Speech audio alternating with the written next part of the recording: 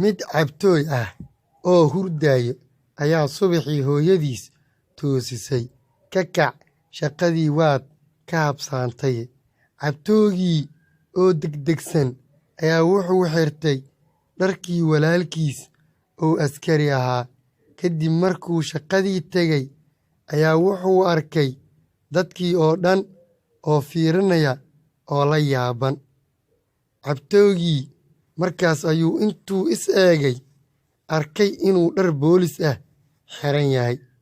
markaas buu yidhi, alla hooyo, in ay ani i kiciso ayay rabtay, see walaalkay soo kicisay.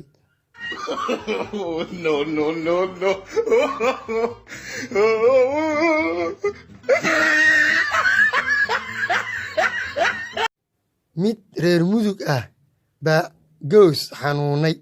dhakhtar buu u tegey. wuxuu ku yidhi, dhakhtar, ilkaha iga wada saar, kan i xanuunayo keliya ii reeb.